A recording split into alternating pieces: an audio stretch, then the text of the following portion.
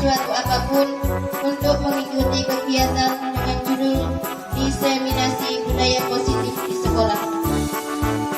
Kedua kalinya salawat serta salam yang senantiasa kita curahkan kepada junjungan kita Nabi Agung Muhammad Sallallahu Alaihi Wasallam, karena adalah satu-satunya Nabi yang telah membawa kita semua dari zaman kegelapan menuju zaman yang terang benderang, yakni agama Islam. Selanjutnya saya akan membacakan susunan acara pada hari ini. Acara yang pertama adalah pembukaan, acara yang kedua menyanyikan lagu Indonesia Raya, acara yang ketiga sambutan dari Kepala TKN Pembina 03 Aku, acara yang keempat acara inti yaitu diseminasi budaya positif di sekolah oleh calon guru penggerak angkatan 9 dari TK Negeri Pembina 03 Aku. Acara kelima doa, dan yang terakhir adalah penutup. Marilah kita buka acara ini dengan membaca basmalah. Bismillahirrahmanirrahim. Acara yang kedua menyanyikan lagu Indonesia Raya. Hadirin dimohon untuk berdiri.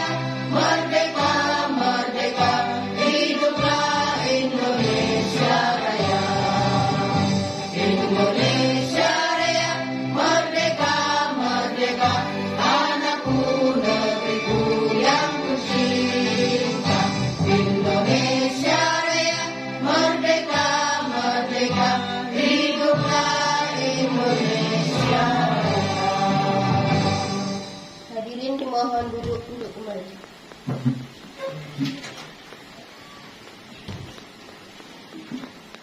Selangkah acara yang ketiga, sambutan dari Kepala TKN Pembina 03 Oku. Kepada Ibu Dewi Astuti kami persilakan.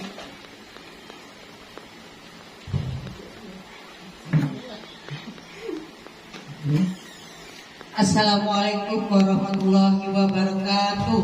Waalaikumsalam warahmatullahi wabarakatuh.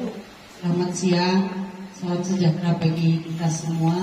Puji syukur kita panjatkan kehadirat Allah Subhanahu wa Ta'ala, yang mana atas karunia-Nya kita dapat berkumpul bersama di TK Negeri 03 ini guna menghadiri acara diseminasi budaya positif di sekolah oleh calon guru penggerak angkatan ke-9 yaitu Bu Mimi, yang pada hari ini kita masih diberikan kesehatan juga untuk mungkin menikmati lampu mati katanya dengar lagi ya Bu ya, tapi semoga cemahwa lampu tidak mati, jadi acara kita nanti berjalan sampai selesai hingga lancar. Untuk acara ini semoga nanti pemaparan dari Bu Mimi berjalan dengan baik, lancar, yaitu tadi semoga lampunya tidak jadi mati ya, karena ketar-ketirnya kita ini di sini lampu matinya itu Bu. Semoga budaya positif ini tetap berjalan walaupun bukan hanya di sekolah kita, tetapi berjalan juga di masyarakat kita. Itu yang saya harapkan.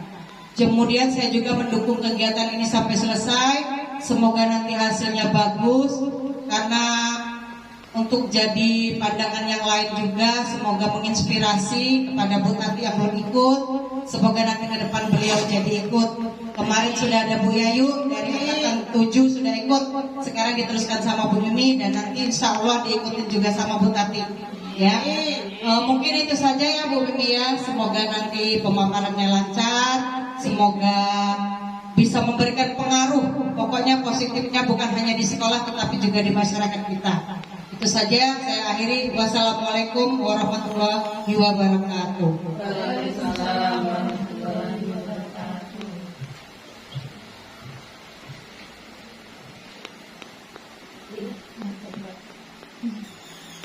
Diucapkan terima kasih. Acara yang keempat adalah acara inti, yaitu diseminasi budaya positif di sekolah oleh calon guru penggerak angkatan 9 dari TK Negeri Pembina 03 Oku yang akan disampaikan oleh Ibu Mimi Mayasari. Waktu dan tempat kami persilakan.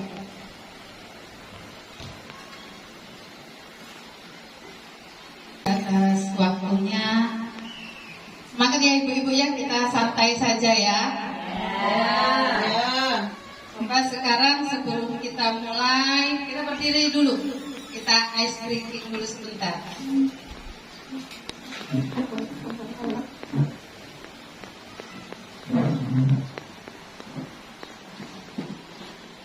Coba kita awali dengan tepuk semangat dulu.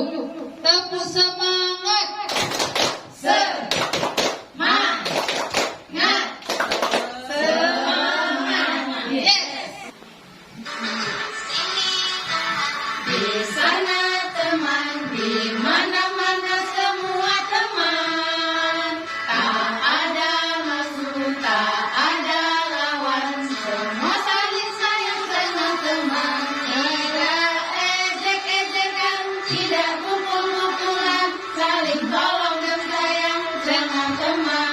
Tidak ejek-ejekan, tidak pukul-pukulan, saling tolong dan sayang dengan teman. Iya, boleh duduk kembali. Baiklah. Assalamualaikum warahmatullahi wabarakatuh. Waalaikumsalam warahmatullahi wabarakatuh.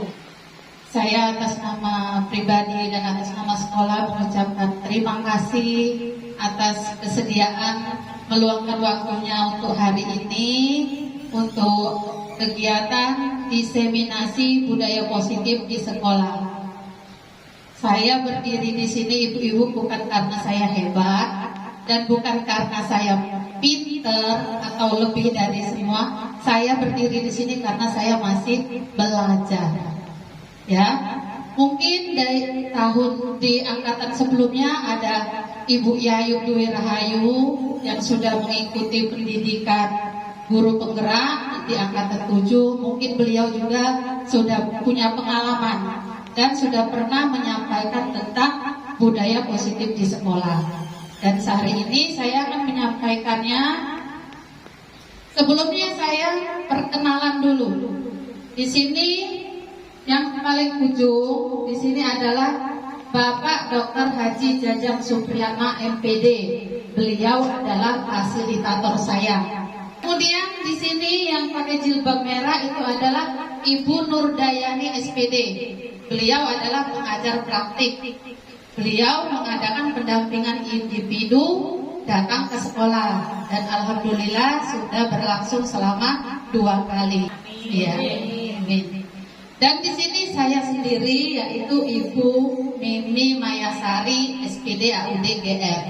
Saya adalah calon guru penggerak angkatan 9. Adapun saya berdiri di sini, saya akan menyampaikan tentang aksi nyata modul 1.4, yaitu tentang budaya positif. Nah, di sini kira-kira ibu-ibu yang di sini ketika mendengar kata budaya, apa yang terlintas di pikiran ibu-ibu kalau tentang budaya? Kira-kira? Ya, kesenian. Terus apa lagi? Kalau budaya? Ya, kebiasaan. Ada lagi? Ya, budaya itu ya benar ya. kebiasaan yang selalu kita lakukan, akhirnya kan ada seninya di sana. Nah, kalau positif kita sudah tahu berarti hal-hal yang baik, ya, hal-hal yang bagus.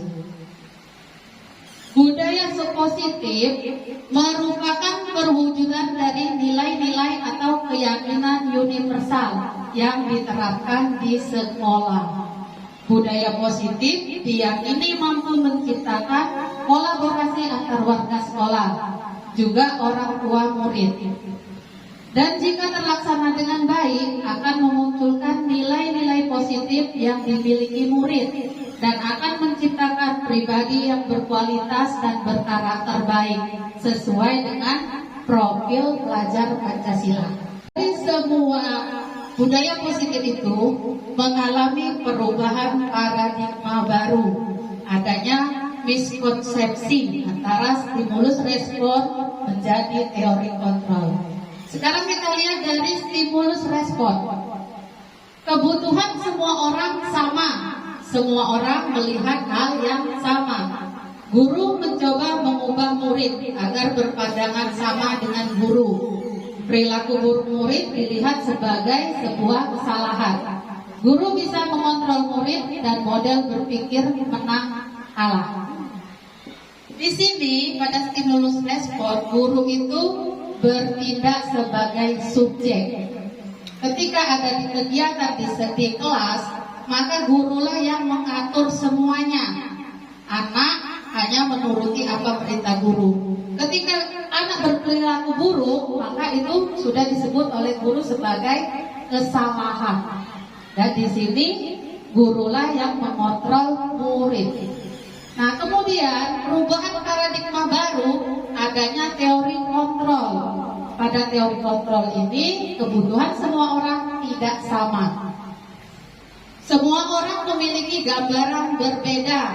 Guru berusaha memahami pandangan murid. Perilaku murid memiliki tujuan. Guru tidak bisa mengontrol murid dan model berpikir menang dan menang. Nah, pada teori kontrol di sana disebutkan bahwa yang menjadi subjek itu adalah murid, bukan guru. Tugas guru hanyalah sebagai among atau menuntut.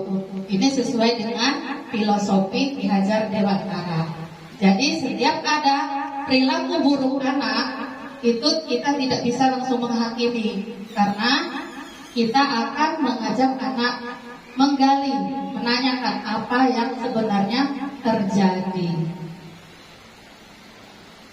Disiplin positif. Ketika kita mendengar kata disiplin, coba saya tanya lagi, apa yang terlintas di benak ibu tentang disiplin? Tepat waktu. Apa Bu? Teratur. Iya, tata tertib. Betul sekali ya. Makna disiplin cenderung diartikan sesuatu yang dilakukan seseorang pada orang lain untuk mendapatkan kepatuhan. Yaitu tadi ya, tata tertib yang harus dipatuhi. Kecenderungan tersebut haruslah diubah. Sebagai pendidik, kita harus menciptakan anak-anak yang memiliki disiplin diri atau disiplin intrinsik, sehingga mereka dapat berperilaku dengan mengacu dengan nilai-nilai kebajikan, bukan dengan apa yang kita hargai atau pencapaian suatu tujuan atau menghindar dari rasa tidak nyaman. Nah, di sini ada kebutuhan dasar manusia. Kebutuhan dasar manusia itu ada apa saja? Ada bertahan hidup, cinta dan kasih sayang, penguasaan, kebebasan dan kesenangan. Semua ini anak kita membutuhkannya. Yang pertama, bertahan hidup. Yang bertahan hidup ini anak-anak butuh psikologisnya ya, seperti makanan, minuman, pakaian, tempat tinggal, itu adalah kebutuhan bertahan hidup. Sedangkan cinta dan kasih sayang di sini adalah kebutuhan yang dibutuhkan anak untuk diterima, untuk rasa diterima, disayangi dan dicintai. Kita bisa melihat ya ibu-ibu ya, ketika di kelas ada anak yang selalu meminta perhatian kepada guru, kepada temannya, entah apa yang dibuatnya. Yang penting dia diperhatikan. Itu berarti kebutuhan dasar manusianya tentang cinta dan kasih sayang itu belum terpenuhi, ya. Nah, selanjutnya tentang penguasaan. Apa itu penguasaan? Seorang anak kecil itu, anak usia dini itu butuh diakui. Ketika dia bermain, ketika dia mengambil semua mainannya karena dia merasa itu punya dia, ya. Ketika kita ayo dibagi, nggak boleh mainnya sama-sama. Kalau dia merasa itu punya dia tidak akan membaginya. Begitu juga begitu dia membagi juga mungkin karena terpaksa. Nah, kemudian tentang kebebasan. Seorang anak butuh kebebasan, sama saja kita orang tua juga butuh kebebasan. Di mana-mana kita yang butuh kebebasan. Kemudian kesenangan, butuh tentang senang-senang, senang dan bahagia. Itulah kebutuhan dasar manusia yang harus dipenuhi. Kemudian ada motivasi perilaku manusia menurut Diane Gossen. Di sini motivasinya ada dua, motivasi eksternal dan motivasi internal. Kalau eksternal itu berasal dari mana, ibu-ibu? Dari luar, ya benar. Dari luar. Sedangkan internal itu berasal dari dalam. Jadi yang kita harus ubah adalah kita harus mempunyai motivasi internal. Karena apa? Coba kita lihat dari motivasi eksternal. Di sini ada untuk menghindari ketidaknyamanan atau hukuman. Nah, misalnya kita di sekolah ada peraturan untuk datang tepat waktu. Nah, ketika anak mengetahui adanya peraturan untuk datang tepat waktu, dan kalau apabila tidak ditepati dia akan mendapatkan hukuman, ya. Nah, maka anak akan bertanya, apa yang akan terjadi apabila saya tidak melakukannya? Berarti dia datang tepat waktu karena dia takut akan mendapatkan hukuman. Ya, betul. Itu adalah motivasi eksternal. Nah, kemudian untuk mendapatkan imbalan atau penghargaan. Di sini kita membuat peraturan apabila datang tepat waktu akan diberikan hadiah, akan diberikan imbalan. Jadi anak akan bertanya, apa yang akan saya dapatkan apabila saya melakukannya? Jadi dia bangun pagi semangat ke sekolah hanya karena akan tahu mendapatkan hadiah. Nah, itu adalah motivasi eksternal. Untuk motivasi internal, untuk menjadi orang yang mereka inginkan dan menghargai diri sendiri dengan nilai yang mereka percaya. Di sini murid akan bertanya, akan menjadi orang yang seperti apa jika saya melakukannya? Nah, diharapkan seorang murid itu memiliki motivasi internal. Karena apa? Ketika dia datang lebih pagi, dia menyadari karena itu adalah kebutuhan yang dibutuhkan oleh dirinya sendiri. Itu adalah manfaat yang dibutuhkan olehnya dirinya sendiri. Mungkin dengan dia datang selalu tepat waktu, mungkin ke depannya 20 atau 30 tahun lagi itu akan berdampak kepadanya, berdampak yang baik. Nah, di sini motivasi eksternal berarti murid melakukan kedisiplinan dikarenakan takut, menghindar dari hukuman atau pengharapan akan bentuk penghargaan. Sedangkan motivasi internal, murid melakukan kedisiplinan dikarenakan sadar akan nilai-nilai kebajikan dalam dirinya, menghargai nilai kebajikan diri sendiri. Kalau motivasi internal itu dari kesadaran sendiri. Kemudian konsep disiplin dengan pendekatan restitusi dilakukan dengan sebuah cara menanamkan disiplin pada murid. Apa itu restitusi? Bu Ita tolong dibacakan dulu. Restitusi. Restitusi adalah proses menciptakan kondisi bagi murid untuk memperbaiki kesalahan mereka, sehingga mereka bisa kembali kepada kelompok mereka dengan karakter yang lebih kuat. Menurut Gosen tahun 2004. Ya, terima kasih Ibu Ita. Yaitu restitusi ya. Jadi restitusi itu adalah menciptakan kondisi bagi murid untuk memperbaiki kesalahan agar dia diterima kembali di kelompoknya. Ciri-ciri restitusi. Yang pertama yaitu menguatkan dan fokus pada solusi. Jadi kita hanya fokus pada masalah yang kita temui. Kemudian fokus pada karakter, bukan pada tindakan. Bukan menebus kesalahan, tapi belajar dari kesalahan. Jadi kesalahan apa yang dilakukan anak bukan untuk kita salah-salahkan ya. Kemudian mencari kebutuhan dasar yang mendasari tindakan. Tadi ada berapa kebutuhan dasar? Masih ingat? Ada berapa tadi? Yang pertama kebutuhan untuk hidup, cinta dan kasih sayang, penguasaan, kebebasan dan kesenangan. Dari semua itu kita cari kenapa anak itu melakukannya. Mungkin seperti dia mengganggu temannya yang lagi bermain, mungkin dia hanya butuh senang-senang ya. Ya, contohnya ada anak yang seperti itu, karena dia hanya butuh kesenangan. Nah, kemudian tawaran bukan paksaan. Kepada anak kita menawarkan, kita tawarkan. Kenapa dia melakukan itu? Mungkin dia punya alasan. Nah, kemudian memperbaiki hubungan, ya, memperbaiki hubungan kita sudah tahu semua ya. Untuk kembali lagi dia mungkin bisa berteman kembali. Nah, untuk yang terakhir menuntut untuk melihat ke dalam diri. Di sini kita tidak usah mengoreksi orang lain, koreksilah diri sendiri. Kemudian di sini ada 5 posisi kontrol guru.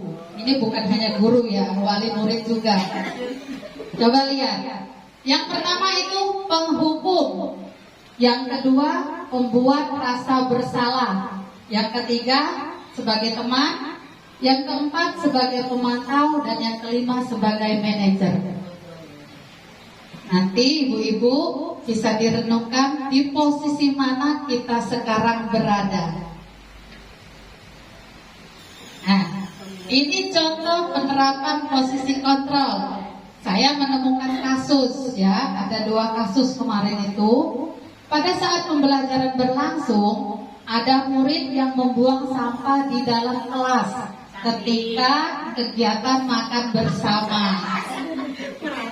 Yang kedua, ada seorang murid yang mengganggu temannya dengan mencoret-coret bukunya, sehingga temannya itu marah-marah dan mau memukul teman yang mencoret buku tersebut. Mungkin saking emosi nih. Nah, sekarang ketika kita sebagai penghukum, karena kan kita punya aturan ya. Nah, di sini patuhi peraturan. Misalnya tadi kan anak membuang sampah sembarangan, kita gimana langsung? Jangan buang sampah. Iya, kita kan sudah langsung marah ya. Ibaratnya bahasa Jawanya, wis diomongi, lek buat sampah gini, mesti kan kayak gitu. Jadi dan ketika anak yang mengganggu teman, kita langsung marah tanpa kita menanyakan alasannya. Kan sudah ngerti tidak boleh mengganggu temannya. Kenapa masih kamu ganggu? Sekarang kamu tidak boleh makan, duduk di ujung. Kan seperti itu. Itu adalah sebagai penghukum. Kemudian sebagai pembuat rasa bersalah. Ketika membuat rasa bersalah, kita kepada anak pelan, tapi ibaratnya nusuk ya.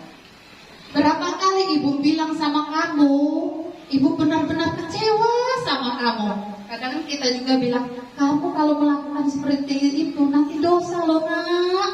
Nah, itu adalah pembuat merasa bersalah. Kemudian di posisi sebagai teman. Nah, ayo buanglah sampah pada tempatnya ya. Jangan ganggu temannya ya sayang. Yang ini biasa. Saya tahu itu, seperti Bu Tati ya sering. Ayo sayang, masuk dulu. Nah, itu adalah sebagai teman. Nah, kemudian sebagai pemantau. Kalau sebagai pemantau, nah, kamu telah melanggar dan kamu tahu apa konsekuensinya. Kan seperti itu ya. Nah, kemudian selanjutnya sebagai manajer. Coba kita lihat di sini. Bagaimana kata-katanya sebagai manajer? Nah, apakah kamu tahu kesalahan apa yang kamu lakukan? Dan bagaimana ke depannya yang sebaiknya kamu lakukan untuk memperbaikinya? Di sini kelihatan kalau sebagai manajer itu sudah sangat bijaksana. Nah, apa saja? Apa namanya akibatnya? Seperti yang pertama tadi, kalau kita bertindak sebagai penghukum, maka akibatnya anak akan menjadi pendendam. Anak akan memberontak. Kalau kita sebagai pembuat rasa bersalah, anak akan merasa kurang percaya diri. Anak akan minder. Nah, kemudian ketika kita sebagai teman, apa yang akan terjadi? Anak akan merasa ketergantungan kepada kita. Sebagai manajer, ketika kita bertindak sebagai manajer, apa yang akan kita dapatkan? Kita akan mendapatkan nilai-nilai kebajikan yang dilakukan oleh anak. Kita akan menemukan hasilnya yang terbaik untuk anak sendiri. Apa yang dilakukannya, apa alasannya. Sekarang berada di posisi mana ibu-ibu? Menghukumkan, tapi belum sampai manajer ya, belum sampai manajer. Mudah-mudahan setelah mengikuti diseminasi ini akan berubah menjadi posisi manajer. Nah, kemudian adanya keyakinan kelas. Saya yakin ibu-ibu guru di sini semua sudah melaksanakan yang namanya keyakinan kelas. Keyakinan kelas, saya tanya dulu ibu-ibu, peraturan itu sama dengan keyakinan kelas, benar atau salah? Tinggal jawab saja, benar atau salah? Benar. Ada yang jawab salah? Peraturan apakah sama dengan keyakinan kelas? Berubah. Tadi jawab apa, sekarang salah, tadi benar. Jawabnya itu yaitu salah. Karena keyakinan kelas itu datangnya dari peraturan-peraturan yang kita buat ya. Keyakinan kelas sesuatu yang diyakini bersama yang berasal dari pikiran untuk menjadi nilai-nilai kebaikan untuk diterapkan di kelas. Nah, seperti ini keyakinan kelas yang saya terapkan. Karena anak-anak di taman kanak-kanak itu belum bisa membaca, mungkin juga baru mengenal simbol huruf, maka saya membuat gambar-gambar ya. Nah, gambarnya itu kemudian saya tempelkan. Nah, dari sini saya mengajak anak berdiskusi. Gambar yang mana yang anak sukai? Tadi dan kemarin-kemarin sudah saya laksanakan. Di sini yang pertama yaitu gambar anak yang ke sekolah. Di sini ada tulisannya datang tepat waktu. Mungkin anak tidak tahu ya tulisannya, tapi dia tahu ini anak ke sekolah. Di sini ada jamnya. Kemudian di sini anak sedang berbaris dan memberi salam kepada gurunya. Di sana saya tulis senyum, sapa, salam, sopan dan santun, yaitu budaya 5S. Kemudian di sini ada gambar anak dan guru sedang berdoa. Berdoa sebelum dan sesudah belajar. Di sini ada gambar anak yang sedang mencuci tangannya dan ada yang berdiri di belakangnya Sedang apa mereka? Iya, sabar menunggu giliran. Dan selanjutnya ada gambar anak yang sedang, ini ada cerita lucu Bu ya, saya berbagi sedikit. Ketika saya tanya kepada anak, itu gambar apa anak-anak? Ada sapi, ada ata, ada hasbi. Bilangnya apa? Mencuci piring. Katanya seperti itu. Yang satunya bilang apa? Beresin popok bayi. Dari mana ada popok bayi? Mungkin dia lihat ada boneka di sini mungkin. Nah, ini adalah anak yang sedang membereskan mainan. Jadi keyakinan kelasnya membereskan mainan setelah bermain. Nah, selanjutnya ini ada anak yang berpelukan. Ya, dari samping lagi katanya pacaran. Ya. Terus saya bilang di sini adalah saling menyayangi kepada teman. Nah, selanjutnya ada yang sedang bekerja sama, kemudian membuang sampah, artinya menjaga kebersihan. Bagaimana saya menerapkan kepada anak-anak? Saya membuat poster, membuat stiker kecil itu. Kemudian saya menyuruh anak menempelkan gambar yang mana yang paling dia suka. Semua bersemangat memilih yang gambar yang dipilih oleh mereka. Jadi ketika dia menempelkan di bagian sabar menunggu giliran, dia akan ingat apa yang sudah dia tempelkan tadi, apa yang sudah dia pilih.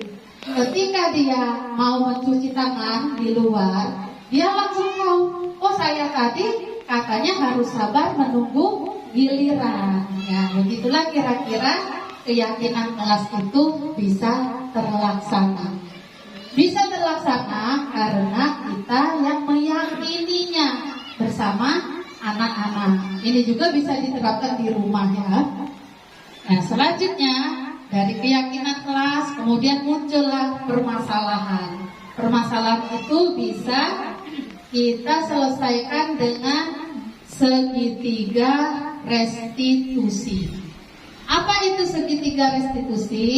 Tadi kita sudah mengetahui ya, kalau restitusi itu adalah menciptakan atau memulihkan dari segala masalah, adanya masalah. Seperti sebuah strategi yang dapat dilakukan sebagai proses menciptakan kondisi menuntun murid untuk memperbaiki kesalahannya, sehingga mereka bisa kembali pada kelompok mereka dengan karakter yang lebih baik.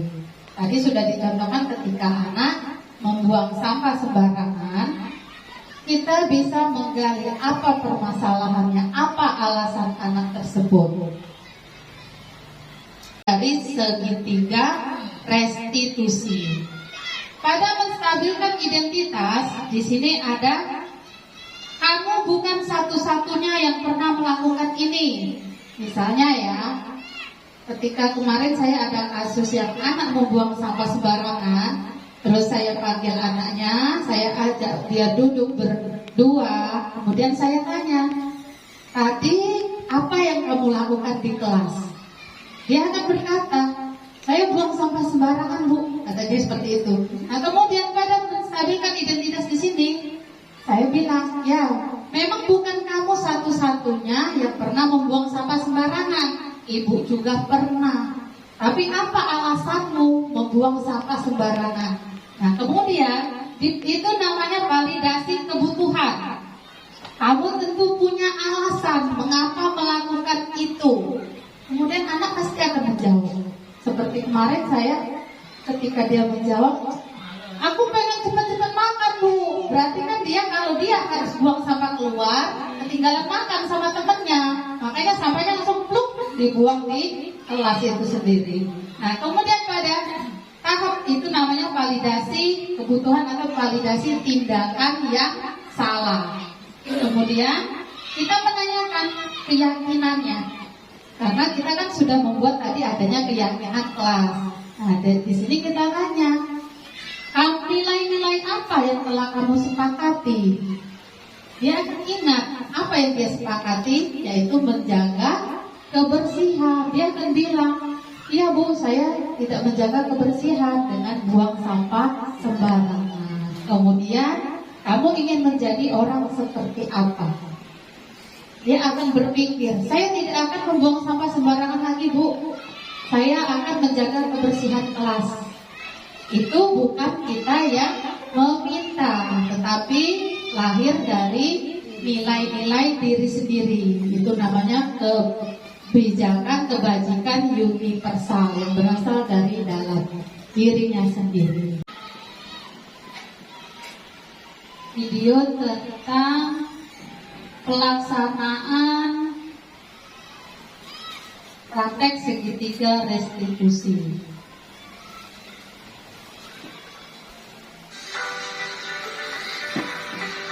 Nah, saya melihat itu ada anak yang bernama Alika membuang sampah.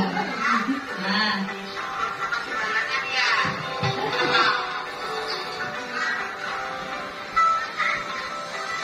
tuh kan dia bilang karena pengen cepat-cepat makan katanya. Karena temennya sudah makan, dia belum buka tasnya.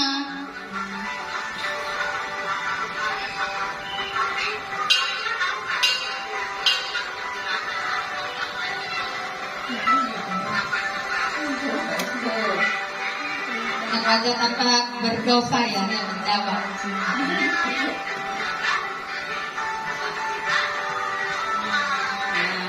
Tidak menjaga kebersihan kelas.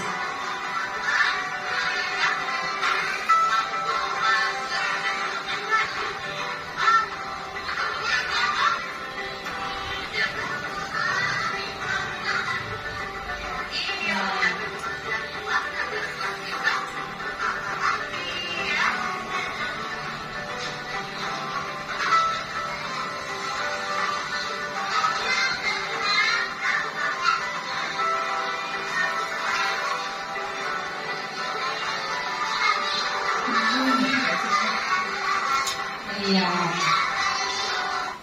Nah, seperti itu. Dia berkata tidak akan membuang sampah sembarangan lagi karena untuk menjaga kebersihan kelas.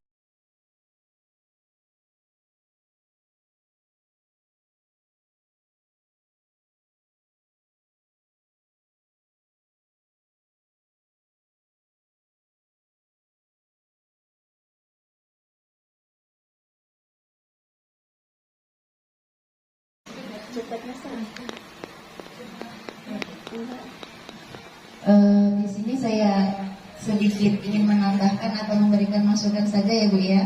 Sebelumnya terima kasih atas kesempatannya. Di sini saya ingin memberikan masukan tentang gambar yang Ibu berikan tadi dalam keyakinan kelas ya Bu. Menurut saya bagaimana seandainya gambar-gambar tersebut dibuat lebih besar lagi dan lebih menarik lagi agar murid-murid Ibu lebih senang melihat gambar itu dan lebih memahaminya lagi. Seperti itu. Oh ya, terima kasih kepada Ibu Mei atas masukannya. Ya mungkin kalau dibuat terpisah ya satu-satu, mungkin ya lebih menarik. Iya. Nanti saya akan coba laksanakan tentang gambar yang dibuat untuk terpisah. Mungkin lebih baik lagi. Mungkin ada yang masih ingin bertanya? Tanya dari Ibu Kepala Sekolah. Baik, menurut saya materinya yang sudah Ibu sampaikan sudah bagus dan juga mungkin insya Allah dapat kita terima ya Bu ya tentang ini budaya positifnya.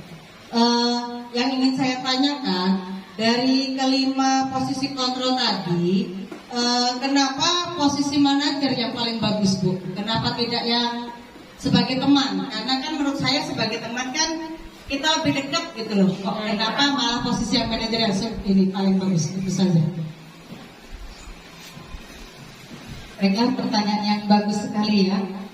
Ya memang kalau untuk kita guru di taman kanak-kanak, memang adalah posisi teman itu yang paling enjoy, ya, karena kita lebih dekat dengan anak. Tapi dalam posisi kita sebagai teman, itu tadi yang pernah saya katakan tadi, yang sudah saya katakan, karena akan menimbulkan ketergantungan kepada anak. Ya misalnya seperti Bu Dewi mengisi kelas saya ketika saya tidak masuk. Ada anak yang tidak mau sama Bu Dewi. Nggak mau sama Bu Dewi, maunya sama Bu Mimi. Itu namanya ketergantungan, karena gurunya menempatkan diri sebagai posisi teman.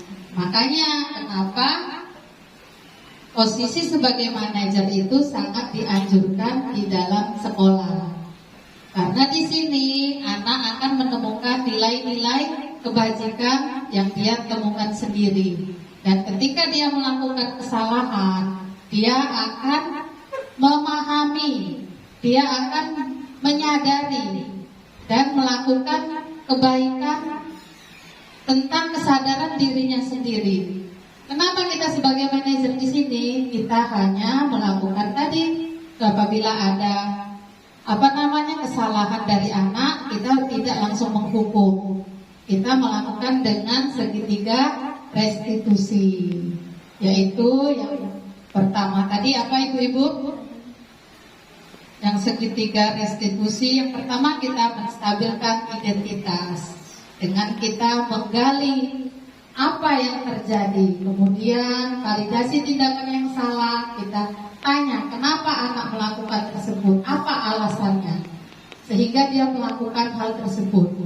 Apakah ada kebutuhan dasarnya yang tidak terpenuhi? Kembali lagi kepada yang tadi ya, anak yang suka usil kepada temannya, mungkin itu ada kebutuhan dasarnya seperti kesenangannya, mungkin di rumah tidak terpenuhi, akhirnya dia melakukannya di sekolah.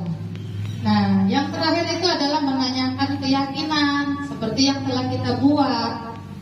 Yang keyakinan kelas yang telah kita yakini tadi, apakah anak sudah mengerti dan apa yang akan dia lakukan untuk kedepannya. Ketika anak mengganggu temannya, kita tanya alasannya kenapa dia melakukan dan apakah yang akan dia lakukan selanjutnya.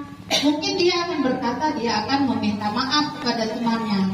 Itu bukan kita yang menyuruh, tetapi itu kesadaran dia lahir dari dirinya sendiri. Mungkin demikian pemaparan dari saya tentang budaya positif. Tadi kita sudah dijelaskan tentang paradigma perubahan dari stimulus respon ke teori kontrol ya. Kemudian tentang apa disiplin positif, kemudian tentang kebutuhan dasar manusia yang menjadi PR kita untuk anak-anak kita. Apakah kebutuhan dasar manusia itu sudah terpenuhi untuk anak kita?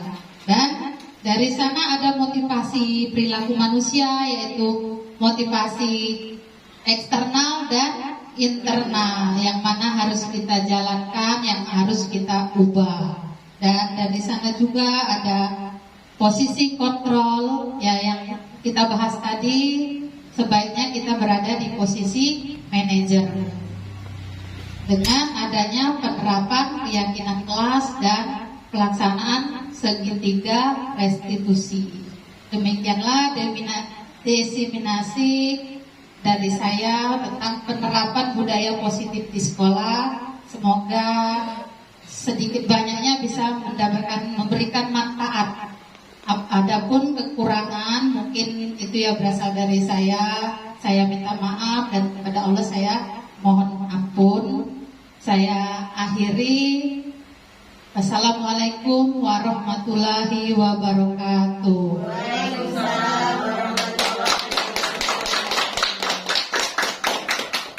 Demikianlah tadi penyampaian tentang penerapan budaya positif di sekolah yang disampaikan oleh Ibu Mimi Mayasari SPD AUD selaku calon guru penggerak angkatan 9 dari TK Negeri Pembina 03 Aku. Semoga apa yang disampaikan dapat memberi manfaat untuk kemajuan sekolah, khususnya TK Negeri 03 Aku ini.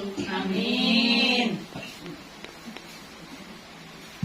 Melangkah acara yang kelima, yaitu doa yang akan disampaikan oleh Ibu Tati Rudiana. Waktu dan tempat kami persilakan.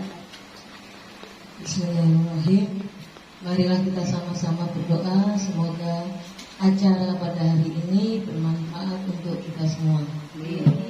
Ya Allah, ya Tuhan kami, ampunilah segala dosa-dosa kami, segala dosa-dosa orang tua kami, segala dosa-dosa guru-guru kami.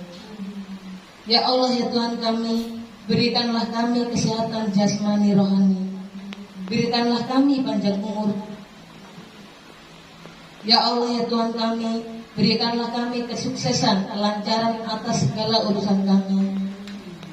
Ya Allah, ya Tuhan kami, berikanlah kami keselamatan di dunia wal akhirah. Rabbana atina fid dunya hasanah wa fil akhirati hasanah wa qina adzabannar. Walhamdulillahirabbil alamin.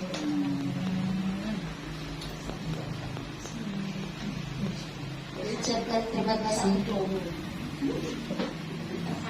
Dan marilah kita tutup acara ini dengan membaca hamdalah. Alhamdulillahirabbil alamin. Dan saya di sini selaku pembawa acara. Apabila ada kata-kata yang kurang berkenan, saya minta maaf yang sebesar-besarnya, dan kepada Allah saya mohon ampun. Saya akhiri, wabillahi taufiq wal hidayah. Wassalamualaikum warahmatullahi wabarakatuh. Waalaikumsalam warahmatullahi wabarakatuh. Motor dulu ya. Selamat Bu.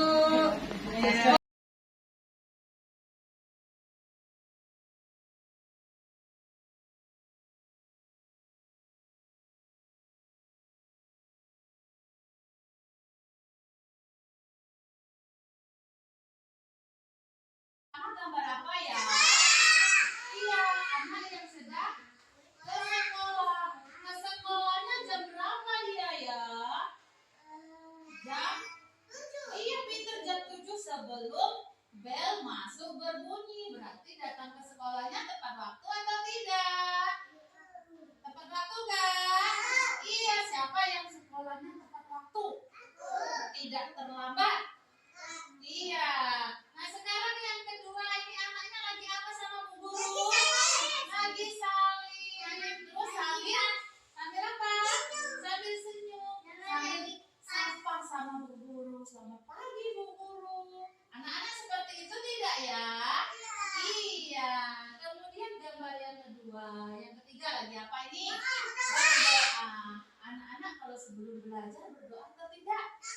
Berdoa. Siapa yang berdoa? Iya, Peter. Kemudian yang selanjutnya, gambar apa nak? Cuci tangan. Terus ada siapa yang di belakang? Iya, lagi apa dia? Lagi, iya Peter lagi ngantri, menunggu antrian dengan sabar. Anak-anak sabar nggak ya? Siapa yang sabar? Iya. Nah sekarang ya, ini lagi apa ini? Pinter lagi memberesin mainan. Anak-anak kalau lagi mainan sudah selesai diberesin atau tidak?